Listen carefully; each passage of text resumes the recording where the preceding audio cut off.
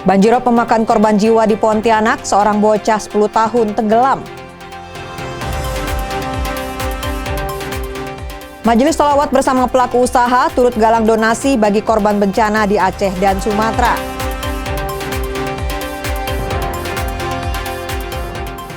Penganiayaan terjadi di Kalimantan Selatan, penyebabnya sepele hanya karena daun singkong. Tekan harga 100 ton beras premium subsidi disalurkan ke Balikpapan.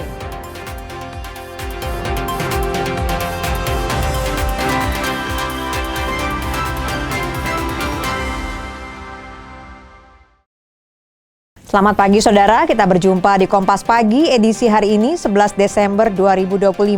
Anda bersama saya Petra Nelayani. Saudara, tim redaksi kami telah menghimpun beragam informasi seputar Pulau Kalimantan untuk Anda selama 60 menit ke depan. Sesaat lagi kita jelang Kompas Pagi selengkapnya di Kompas TV Independen Terpercaya.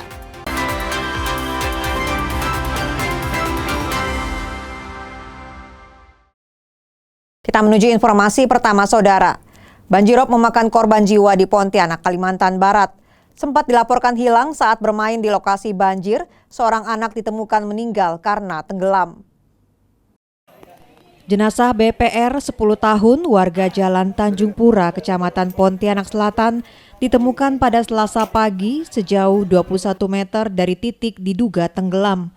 Sebelum kejadian, korban pamit bermain di sekitar Paritokaya saat banjirop terjadi. Sekitar pukul 10 pagi pada Senin 8 Desember 2025. Karena hingga malam tidak kembali, ibu korban kemudian melapor kepada tim SAR yang langsung menuju lokasi melakukan pencarian. Pencarian dilakukan hingga tengah malam dengan menggunakan Eco Maps. Usai dievakuasi, jenazah korban diserahkan kepada pihak keluarga untuk dimakamkan. Pada pagi harinya, hari kedua operasi pencarian, tim SAR gabungan kembali melakukan penyisiran dan pada pukul 06.25 WIB korban berhasil ditemukan berjarak kurang lebih 21 meter ke arah hulu dari lokasi awal dinyatakan hilang.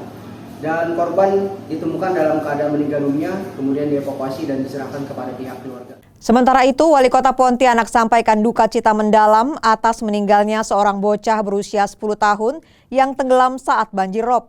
Wali Kota mengimbau orang tua waspada dan mengawasi anak saat bermain di tepian sungai maupun parit. Peristiwa bocah berusia 10 tahun tenggelam saat banjirop di Pontianak turut menjadi sorotan Wali Kota Pontianak Edi Rusdi Kamtono.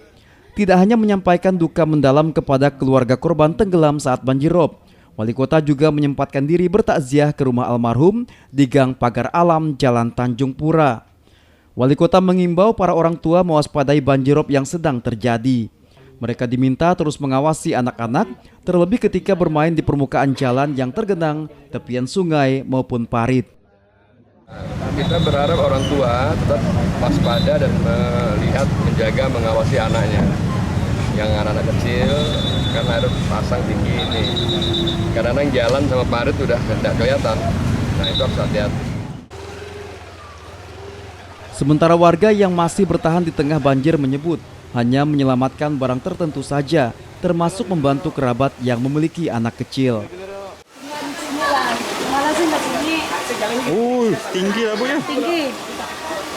Kalau hujan tuh, semalam tuh? Kalau hujan bukan semalam Pak, cuma angin ya.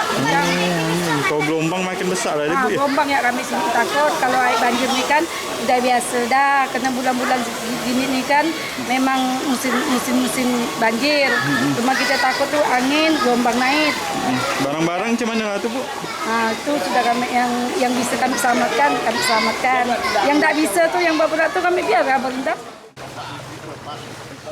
Sebelumnya seorang bocah berusia 10 tahun tenggelam saat bermain di sekitar parit saat banjirop terjadi.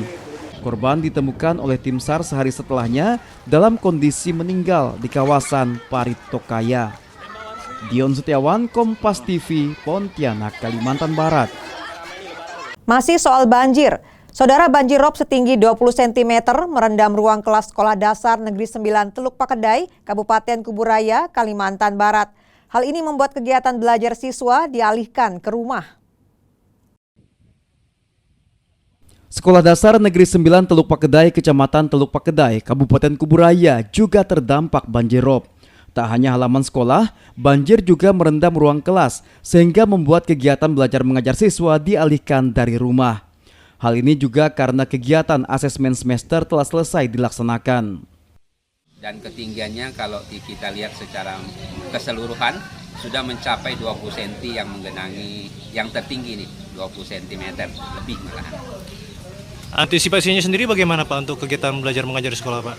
Untuk kegiatan belajar mengajar karena kita sudah melakukan asesmen dan hari ini kami mengambil inisiatif untuk mereka belajar di rumah, memberikan tugas-tugas termasuklah kita mengadakan remedial di rumah, memberikan tugas tambahan.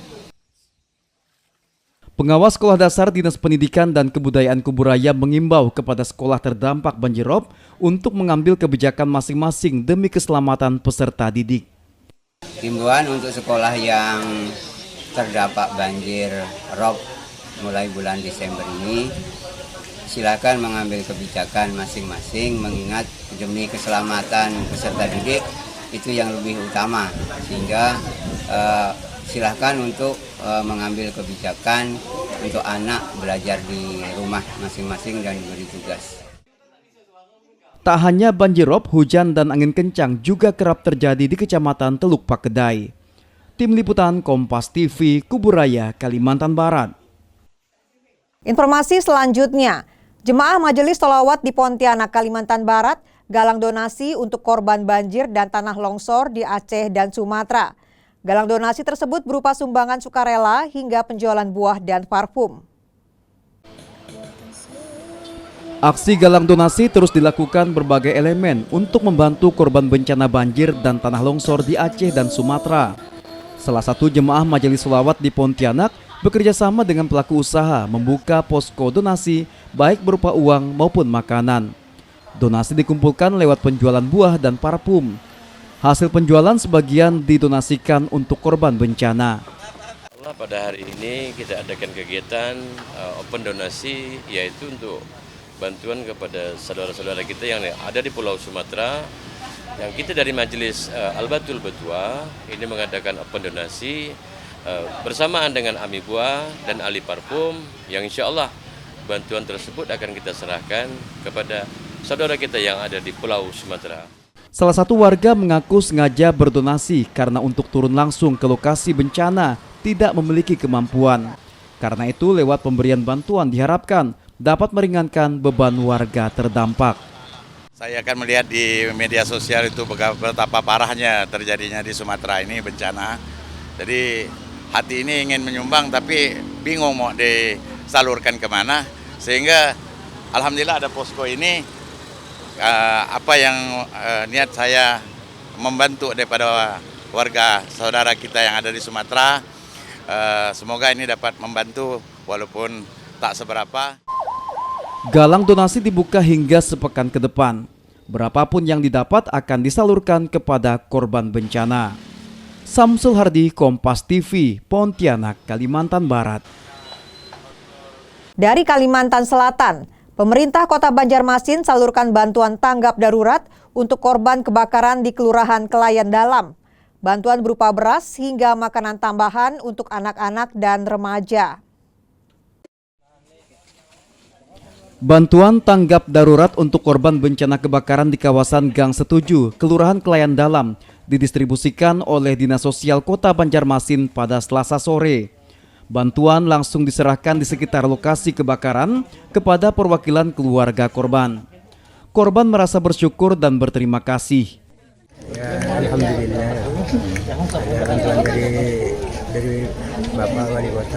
Kami terima kasih. Ini rumah Bapak terbakar semuanya, habisnya. Untuk sementara tinggal di mana, Pak? Di situ. Karena rentannya musibah kebakaran, pemerintah kota ingatkan warga waspada, termasuk kondisi kelistrikan dan penggunaan kompor. Itu lihatlah kondisi kelistrikan yang ada di rumah masing-masing. Ya kalau sudah haus, ya kalau bisa cepat diganti. Yang kedua, ya penggunaan menghidupi kompor, ya jadi itu sangat diantisipasi, jangan sampai nanti menghidupi kompor ketiduran. Nah, itu. Bantuan tanggap darurat yang diberikan kepada 4 kepala keluarga ini utamanya berupa bahan makanan seperti beras, makanan tambahan untuk anak-anak dan remaja seperti susu, kemudian terpal, pakaian bayi, dan sejumlah kebutuhan lain untuk beberapa hari. Sebelumnya kebakaran terjadi pada Senin malam 8 Desember menghanguskan 4 rumah. Abrar Effendi, Kompas TV, Banjarmasin, Kalimantan Selatan. 91 bolart hilang, Dinas PUPR Banjarbaru lapor polisi. Informasi selengkapnya usai jeda.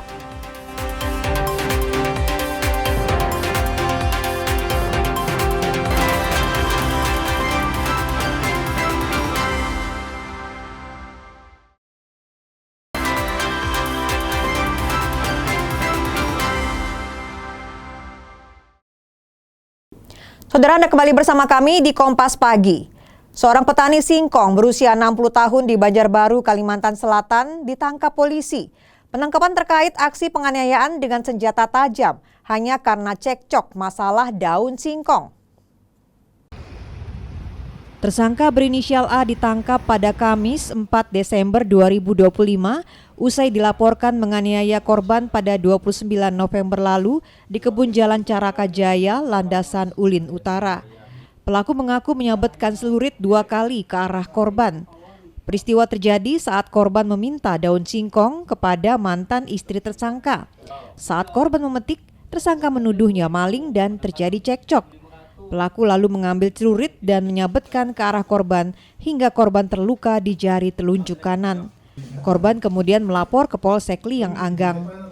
Polisi menyita barang bukti sebilah celurit sepanjang 54 cm. Tersangka mengaku emosi karena daun singkong tersebut merupakan sumber penghasilannya. Pelaku kini ditahan dan dijerat pasal 2 ayat 1 Undang-Undang Darurat dengan ancaman maksimal 10 tahun penjara. Oleh mantan istri tersangka diizinkan. Begitu korban memetik, kemudian tersangka datang dan meneriaki korban maling atau pencuri. Korban akhirnya adu mulut dengan tersangka, kemudian tersangka mengambil senjata tajam berupa celurit untuk di kebun dan membacokkan kepada korban hingga mengenai jari kelingking korban. Kita ke informasi selanjutnya. Sebanyak 250 personel Polresta Balikpapan dites urin. Tes ini untuk mendeteksi dini penyalahgunaan narkotika di lingkungan Polresta.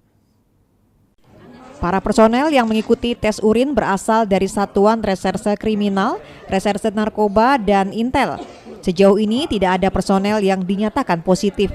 Jika ditemukan positif, maka akan banyak sanksi yang menanti, baik sanksi disiplin, sanksi etik, hingga pemecatan dan pidana. Tujuan kegiatan ini adalah sebagai deteksi dini ataupun kepedulian dari pimpinan kita supaya personil Polresta Balikpapan ini tidak ada personil yang menyalahgunakan narkoba. Saudara, hilangnya bolart atau tiang pembatas akses kendaraan dari area trotoar dilaporkan Dinas PUPR Kota Banjarbaru ke polisi. Per 1 Desember, data perusakan dan hilangnya bolart sudah dikumpulkan untuk dibawa ke Polres Banjarbaru. Dari data Dinas PUPR Kota Banjarbaru, jumlah bolart yang hilang mencapai 91 unit, terdiri dari 52 bolart tipe L dan 39 bolart tipe I. Per 1 Desember, Dinas PUPR telah mengumpulkan bukti-bukti perusakan dan hilangnya bolart untuk dilaporkan ke polisi. Rencananya, Dinas PUPR akan mengganti material bolart dengan material teraso. Melengkapi foto-foto kehilangan, memastikan jumlah unitnya yang hilang, dan juga ada kelengkapan administrasi seperti ada surat dari Ibu Kepala Dinas, kemudian juga ada surat kuasa, terus juga biasanya dari Polres itu diminta perhitungan kurang lebih berapa sih biaya kehilangannya atau biaya kerusakannya kurang lebih. Sementara itu, Polsek Banjarbaru Utara hingga saat ini telah mengaktifkan kegiatan patroli. Polisi bahkan sempat melihat pelaku pencurian bolart saat menjalankan aksinya, namun pelaku lolos dari kejaran polisi. Unit opsional kami waktu patroli hampir subuh itu memang menemukan seseorang yang menggunakan motor matic sedang melakukan itu, tapi berhubung mobil dari jauh tuh kelihatan, dia langsung meloncat lari dia. Atas kejadian ini masyarakat diimbau dapat ikut menjaga fasilitas umum. Nabila Ceva, Kompas TV, Banjarbaru, Kalimantan Selatan. Kita ke sorotan soal sejumlah massa berunjuk rasa di kota Banjarbaru, Kalimantan Selatan pada momen peringatan Hari Anti Korupsi Sedunia tahun 2025. Selain sejumlah dugaan KKN, massa juga soroti kerusakan lingkungan yang berdampak pada terjadinya bencana alam. Momen Hari Anti Korupsi Sedunia tahun 2025, sejumlah massa yang berunjuk rasa di kota Banjarbaru menyoroti sejumlah hal, mulai dari dugaan korupsi, kolusi, dan nepotisme atau KKN di berbagai daerah, termasuk di lingkungan pemerintah Provinsi Kalsel, di bawah kepemimpinan Gubernur Muhyiddin. Selain berorasi, massa dari berbagai organisasi kepemudaan dan ormas di Kalsel ini juga membentangkan sejumlah spanduk kasus yang jadi sorotan. Beraksi di kawasan Tugu Banjarbaru dan depan kantor Kejaksaan Tinggi Kalsel, massa berharap penegak hukum terutama Kejaksaan Tinggi Kalsel tidak lambat dalam menangani perkara. Dengan harapan momen-momen hari ini bisa menampung aspirasi dari kawan-kawan semuanya agar kasus-kasus KKN segera diproses. Jangan lagi ada tunggu-menunggu. Kepada massa, pihak Kejati Kalsel mengaku terus bekerja mengungkap kasus dugaan korupsi, namun tak mau tergesa-gesa agar tidak terjadi kesalahan. Kemudian Pak, tapi cepat kami pun terukur dan melalui standar operatif prosedur. Kami janji Pak, kami akan tetapkan ini tersangkanya. Pada akhirnya nanti Bapak 2 tahun. Coba saat ini memang masih melakukan penyidikan. Tak hanya soal KKN, massa juga soroti bencana banjir. Karena terjadinya kerusakan hutan diduga akibat adanya KKN oleh oknum yang memanfaatkan hutan dan pengelolaan lahan. Abrar Effendi, Kompas TV, Banjarbaru, Kalimantan Selatan. Sepanjang tahun 2025, Kejaksaan Tinggi Kalimantan Barat tuntaskan penanganan 73 perkara korupsi. Kejati Kalbar berkomitmen memberantas korupsi secara profesional dan berintegritas. Bertepatan dengan Hari Anti Korupsi Sedunia tahun 2025, Kejaksaan Tinggi Kalimantan Barat merilis capaian kinerja bidang tindak pidana khusus penanganan kasus korupsi sewilayah Kalimantan Barat pada Selasa siang. Kepala Kejaksaan Tinggi Kalbar Emil Wan Ridwan menyebut, capaian ini mencerminkan peningkatan kinerja dalam upaya penegakan hukum, penyelamatan keuangan negara, pemulihan aset, serta tindakan tegas dalam menangani berbagai perkara korupsi. Capaian penanganan perkara tipikor sewilayah Kalbar diantaranya 53 kasus tahap penyelidikan, 51 kasus tahap penyidikan, 57 kasus tahap penuntutan, dan 73 kasus tahap eksekusi putusan pengadilan. Kami berkomitmen penuh untuk melakukan pemberantasan korupsi secara profesional, berintegritas, terukur, dan tanpa pandang bulu. Ini catatan penting dari saya. Capaian kinerja yang kami raih sepanjang tahun ini merupakan bukti bahwa penegakan hukum terhadap tindak pidana korupsi kita lakukan secara konsisten. Bidang Pitsus Kejati dan Kejari secara konsisten melaksanakan eksekusi terhadap 73 perkara, diantaranya eksekusi badan terhadap 72 terpidana, uang denda 3,8 miliar rupiah, uang pengganti 2,9 miliar rupiah, rampasan 515 juta rupiah, serta 9 bidang tanah, kendaraan, dan bangunan. Doris Pardede, Kompas TV, Pontianak, Kalimantan Barat. Saudara, robot lengan dikendalikan lewat isyarat tangan. Informasi selengkapnya usai jeda, tetaplah bersama kami di Kompas Pagi.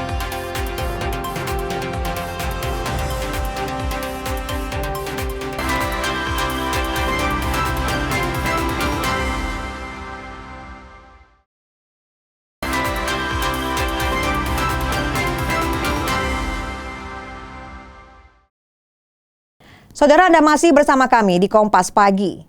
Jelang perayaan Natal dan Tahun Baru, pemerintah Kabupaten Kuburaya gelar operasi pasar. Bupati Kuburaya, Sujiwo, menyebut operasi pasar akan digelar di dekat permukiman warga yang akan merayakan Natal. Operasi pasar jelang Natal dan Tahun Baru digelar di Gereja Paroki Santo Agustinus Sungai Raya, Jalan Adi Sucipto, Kabupaten Kuburaya pada Senin pagi 8 Desember. Bupati Kuburaya, Sujiwo bilang, operasi pasar ini digelar di gereja-gereja atau wilayah yang didominasi masyarakat yang akan merayakan Natal agar dapat meringankan beban warga dan menjaga stabilitas inflasi.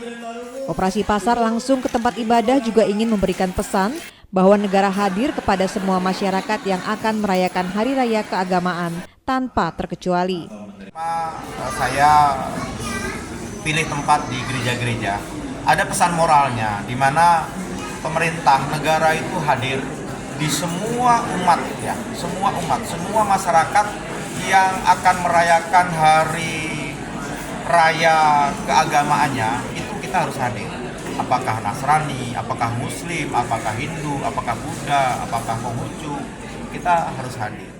Pastor Kepala Paroki Santo Agustinus Sungai Raya, Donatus Jensi, berterima kasih atas pelaksanaan operasi pasar yang langsung dihadiri Bupati Kuburaya dan sangat membantu umat jelang perayaan Natal tahun ini.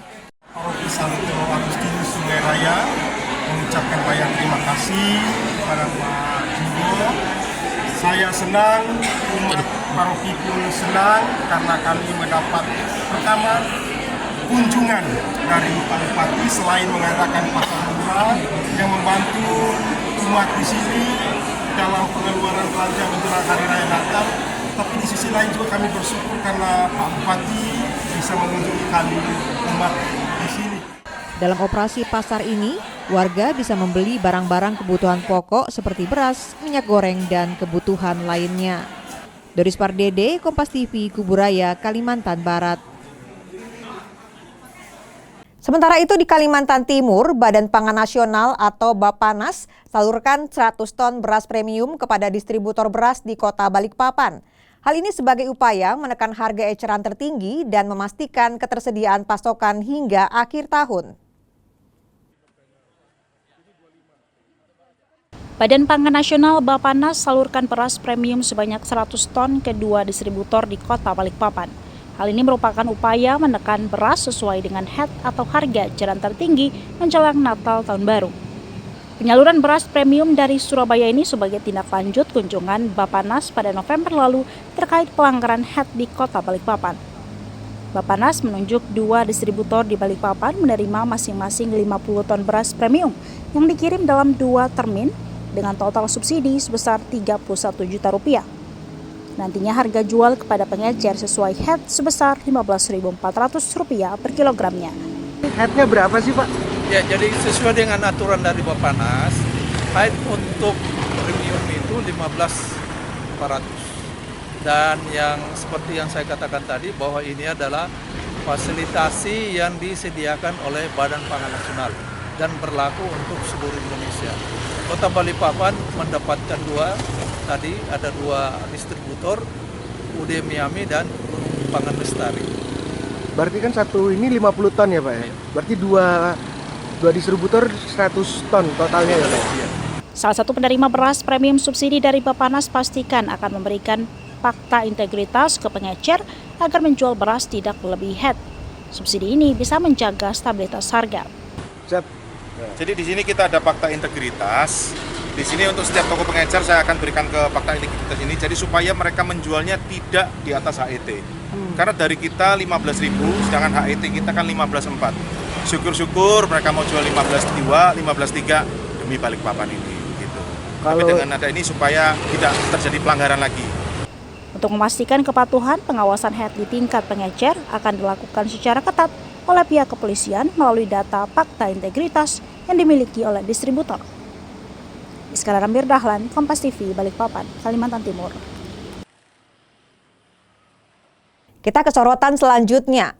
Pemerintah Kota Balikpapan, Kalimantan Timur belum bisa capai target pengurangan sampah hingga 50% seperti yang diinginkan pemerintah pusat. Capaian pengurangan sampah saat ini baru 30%.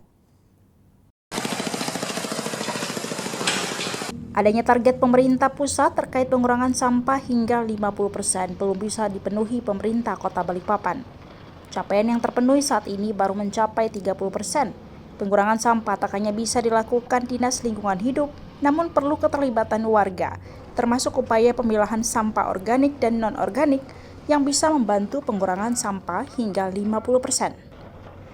Sampah organik bisa dimanfaatkan sebagai kompos untuk media tanam.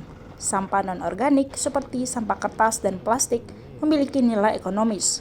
Sisanya baru dibuang ke TPS atau tempat pembuangan sementara. Pemilahan gitu ya, dua aja. Antara sampah organik, anorganik. Anorganik itu bisa diganti, organik bisa diolah menjadi kompos untuk nanti jadi media tanam. Kemudian anorganik itu yang sampah kertas, plastik itu bisa bernilai ekonomis. Sisanya baru dia buang ke TPS. Nah kalau itu bisa dilakukan bersama masyarakat dengan pemerintah, insya Allah pengurangan itu bisa cepat terwujud.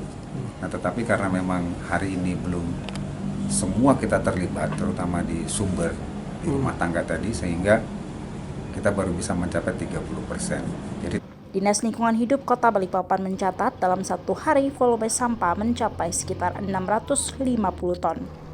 Iskandar Amir Dahlan, Kompas TV, Balikpapan, Kalimantan Timur. Saudara, sebanyak 194 pelaku usaha meramaikan Gebyar UMKM tahun 2025 di Kota Pontianak, Kalimantan Barat. Selain ajang promosi, kegiatan ini juga jadi ruang kreativitas UMKM lokal untuk memasarkan produk kepada masyarakat luas. Gebyar UMKM tahun 2025 digelar di halaman parkir mal Jalan Ahmad Yani Pontianak, Kalimantan Barat. Diramaikan 194 pelaku usaha mikro, kecil, dan menengah dari sektor perikanan, pertanian, kria, dan pangan olahan. Tak hanya ajang promosi, kegiatan ini juga jadi ruang kreativitas UMKM lokal untuk memasarkan produk kepada masyarakat luas. Ya, produknya ini sesuai dengan sektor usaha ya, sektor usaha fashion, kria, perikanan, pertanian, dan pangan olahan. Jadi tiga-tiganya di sini. Ya, kulineran lah, itu sebutan, kalau biasa kita sebutan kulineran. Berapa hari Pak? Ini rencana sampai hari Minggu. Tidak hanya membangun ekonomi kerakyatan lewat inovasi UMKM seperti bantuan pembiayaan, operasional, dan dunia digital, event ini sekaligus wadah evaluasi Pemkot Pontianak dalam memperbaharui data maupun strategi penguatan usaha dari berbagai sektor. Terus berkembang, inovasinya, kreativitasnya, mudah-mudahan bisa naik kelas, terus menyemangati terutama menyemangati para pelaku usaha mikro di Kota Pontianak, khususnya kuliner ya, dan produk lainnya. Untuk tahun depan kira-kira target untuk UMKM Kota Pontianak seperti apa? Target kita terus bertambah, naik kelas, terus tidak hanya di lokal tapi global. Beragam jenis barang baik dari dunia usaha, asosiasi, BUMN maupun BUMD memeriahkan Gebyar UMKM dengan produk yang dipamerkan mulai dari makanan dan minuman, kerajinan tangan, aksesoris hingga barang elektronik. Dion Setiawan, Kompas TV, Pontianak, Kalimantan Barat. Terobosan teknologi dihasilkan mahasiswa Fakultas Teknik Universitas Lambung Mangkurat melalui penciptaan robot lengan berbasis isyarat tangan. Meski masih prototipe, robot ini sudah dapat merespons gerakan manusia berkat sensor gerak yang dibaca melalui sistem komputer. Mahasiswa Fakultas Teknik ULM berhasil mengembangkan robot lengan yang dapat dikendalikan melalui isyarat tangan. Dikerjakan selama 3 bulan, robot lengan ini masih berbentuk prototipe, namun sudah dapat mengikuti perintah manusia lewat sensor gerak. Seluruh pergerakan dibaca melalui interface di laptop yang menghubungkan sensor gerak dengan sistem pengendali robot. Teknologi ini tentunya dapat dikembangkan untuk berbagai keperluan industri. Ini kami lagi tes kode buat didemokan untuk pengembangan selanjutnya. Yang rencananya itu kalau lengan robot ini bisa kita, kalau mau dijadikan skala industri, itu bisa dijadikan lengan robot semisal di kesehatan, kedokteran, ataupun juga misalnya di tambang. Di tengah upaya pengembangan riset teknologi di kampus, Fakultas Teknik ULM menegaskan dukungan penuh terhadap inovasi mahasiswa yang tergabung dalam Wasaka Robotik. Dekan Fakultas Teknik Ipan Fitriandra bilang, penciptaan robot lengan berbasis isyarat tangan ini merupakan bukti implementasi program kampus yang didorong rektorat untuk memperkuat bidang robotik. Itu di fakultas kita sudah menyediakan untuk membantu mahasiswa-mahasiswa untuk berkreasi dan berinovatif, terutama adalah untuk pengembangan robotik. Jadi itu di bawah wakil dekan kemahasiswaan. Jadi kita sudah alokasikan untuk pengembangan tersebut. Nah, salah satunya adalah robotik ini. Dengan dukungan penuh Fakultas Teknik, pengembangan robotik diharapkan terus berlanjut sekaligus mendorong mahasiswa melahirkan produk teknologi yang siap digunakan di dunia industri. Arpawi, Kompas TV, Banjarmasin, Kalimantan Selatan. Pelepasan angkat besi SEA Games, informasi selengkapnya usai jeda.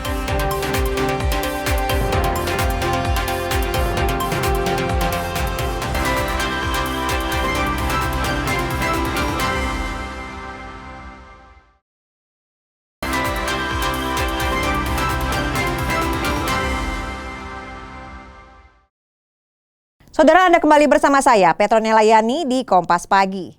Kita ke informasi seputar olahraga. Usung target juara umum, PB Papsi lepas kontingen angkat besi Indonesia untuk berlaga di SEA Games 2025. Turunkan 12 atlet terbaik, PB Papsi optimistis seluruh atlet pulang membawa medali. Sebelum berangkat ke Thailand, PB Papsi secara simbolik melepas 12 atlet dan 7 ofisial Senin sore di Jakarta.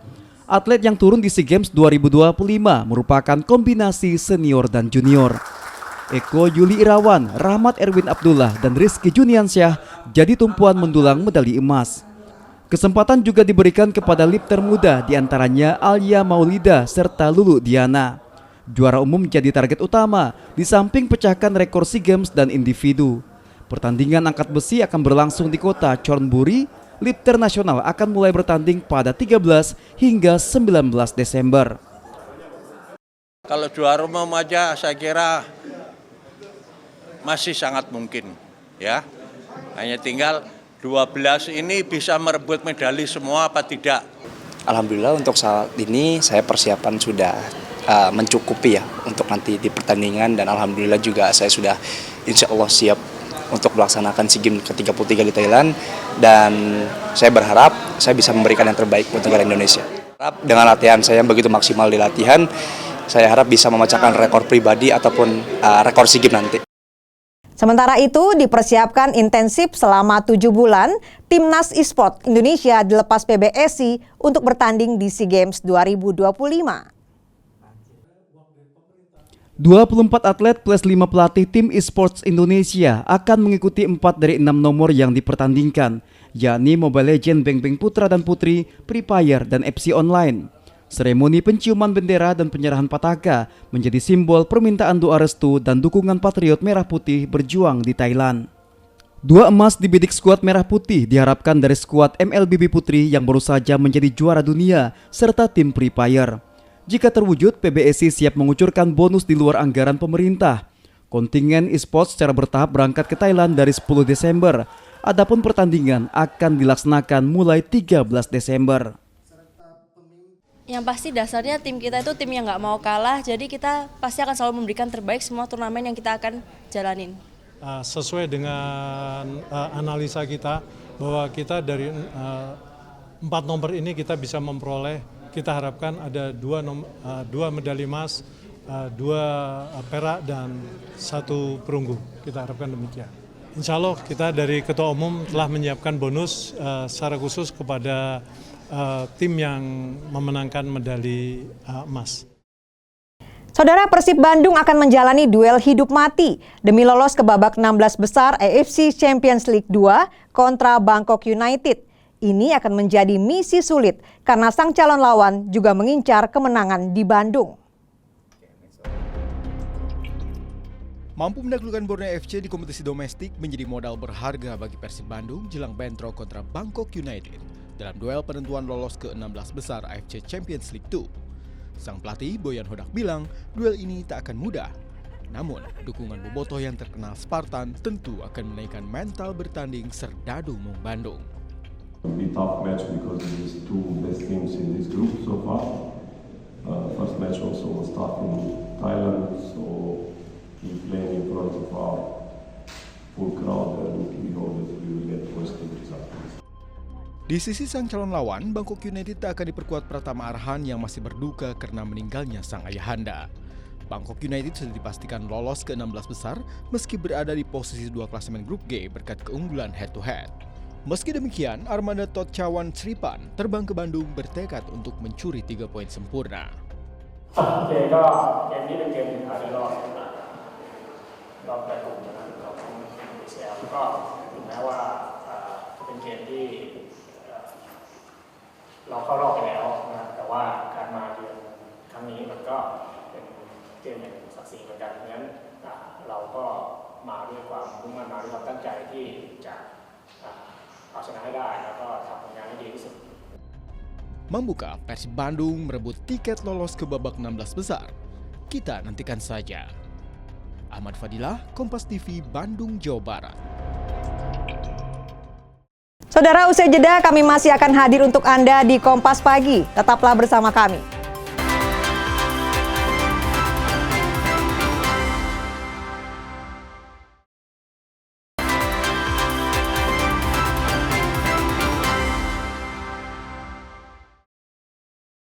Terima kasih Anda masih bersama kami di Kompas Pagi. Saudara, bagi Anda yang tidak sempat menyaksikan informasi utama Kompas Pagi hari ini, berikut kami hadirkan untuk Anda. Jenazah BPR 10 tahun warga Jalan Tanjung Pura, Kecamatan Pontianak Selatan, ditemukan pada Selasa pagi sejauh 21 meter dari titik diduga tenggelam. Sebelum kejadian, korban pamit bermain di sekitar Paritokaya saat banjirop terjadi. Sekitar pukul 10 pagi pada Senin 8 Desember 2025. Karena hingga malam tidak kembali, ibu korban kemudian melapor kepada tim SAR yang langsung menuju lokasi melakukan pencarian. Pencarian dilakukan hingga tengah malam dengan menggunakan Eco Maps. Usai dievakuasi, jenazah korban diserahkan kepada pihak keluarga untuk dimakamkan. Pada pagi harinya, hari kedua proses pencarian, tim SAR gabungan kembali melakukan penyisiran dan pada pukul 06.25 WIB korban berhasil ditemukan berjarak kurang lebih 21 meter ke arah hulu dari lokasi awal dinyatakan hilang. Dan korban ditemukan dalam keadaan meninggal dunia, kemudian dievakuasi dan diserahkan kepada pihak keluarga. Aksi galang donasi terus dilakukan berbagai elemen untuk membantu korban bencana banjir dan tanah longsor di Aceh dan Sumatera. Salah satu jemaah Majelis Sholawat di Pontianak bekerja sama dengan pelaku usaha membuka posko donasi baik berupa uang maupun makanan. Donasi dikumpulkan lewat penjualan buah dan parfum. Hasil penjualan sebagian didonasikan untuk korban bencana. Pada hari ini kita adakan kegiatan open donasi, yaitu untuk bantuan kepada saudara-saudara kita yang ada di Pulau Sumatera. Yang kita dari Majelis Al-Batul Betua ini mengadakan open donasi bersamaan dengan Ami Buah dan Ali Parfum, yang insya Allah bantuan tersebut akan kita serahkan kepada saudara kita yang ada di Pulau Sumatera. Salah satu warga mengaku sengaja berdonasi karena untuk turun langsung ke lokasi bencana tidak memiliki kemampuan. Karena itu lewat pemberian bantuan diharapkan dapat meringankan beban warga terdampak. Saya akan melihat di media sosial itu betapa parahnya terjadinya di Sumatera ini bencana. Jadi hati ini ingin menyumbang tapi bingung mau disalurkan kemana. Sehingga alhamdulillah ada posko ini. Apa yang niat saya membantu daripada warga saudara kita yang ada di Sumatera. Semoga ini dapat membantu walaupun tak seberapa. Galang donasi dibuka hingga sepekan ke depan. Berapapun yang didapat akan disalurkan kepada korban bencana. Samsul Hardi, Kompas TV, Pontianak, Kalimantan Barat. Tersangka berinisial A ditangkap pada Kamis 4 Desember 2025 usai dilaporkan menganiaya korban pada 29 November lalu di kebun Jalan Caraka Jaya, Landasan Ulin Utara. Pelaku mengaku menyabetkan celurit 2 kali ke arah korban.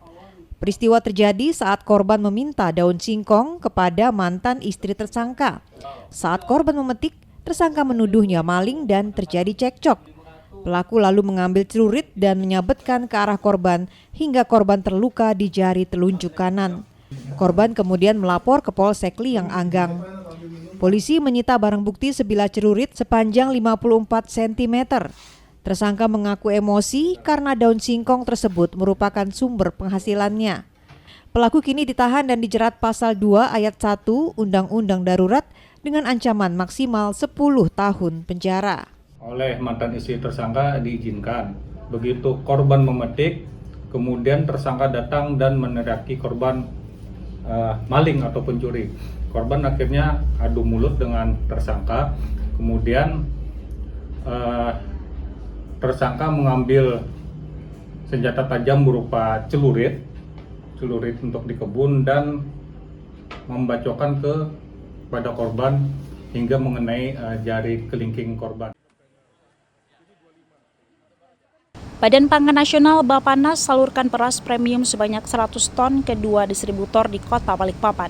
Hal ini merupakan upaya menekan beras sesuai dengan head atau harga eceran tertinggi menjelang Natal Tahun Baru. Penyaluran beras premium dari Surabaya ini sebagai tindak lanjut kunjungan Bappenas pada November lalu terkait pelanggaran head di Kota Balikpapan. Bappenas menunjuk 2 distributor di Balikpapan menerima masing-masing 50 ton beras premium yang dikirim dalam 2 termin dengan total subsidi sebesar Rp31 juta. Nantinya harga jual kepada pengecer sesuai head sebesar Rp15.400 per kilogramnya. Headnya berapa sih Pak? Ya, jadi sesuai dengan aturan dari Bappenas, head untuk premium itu 15.400. Dan yang seperti yang saya katakan tadi bahwa ini adalah fasilitasi yang disediakan oleh Badan Pangan Nasional dan berlaku untuk seluruh Indonesia. Kota Balikpapan mendapatkan 2, tadi ada 2 distributor, UD Miami dan Pangan Lestari. Berarti kan satu ini 50 ton ya Pak ya? Berarti 2 distributor 100 ton totalnya ya Pak? Salah satu penerima beras premium subsidi dari Bappenas pastikan akan memberikan fakta integritas ke pengecer agar menjual beras tidak melebihi head. Subsidi ini bisa menjaga stabilitas harga. Jadi di sini kita ada fakta integritas. Di sini untuk setiap toko pengecer saya akan berikan ke fakta integritas ini. Jadi supaya mereka menjualnya tidak di atas HET. Karena dari kita 15.000, sedangkan HET kita kan 15.4. Syukur-syukur mereka mau jual 15.2, 15.3 demi Balikpapan ini. Gitu. Tapi dengan ada ini supaya tidak terjadi pelanggaran lagi. Untuk memastikan kepatuhan, pengawasan head di tingkat pengecer akan dilakukan secara ketat oleh pihak kepolisian melalui data fakta integritas yang dimiliki oleh distributor.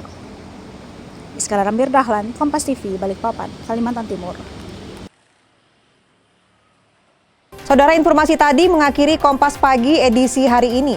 Terima kasih atas kebersamaan Anda. Akhir kata, saya Petronella Yani undur diri. Tetaplah bersama kami dengan sajian menarik lainnya hanya di Kompas TV, independen, terpercaya. Sampai jumpa.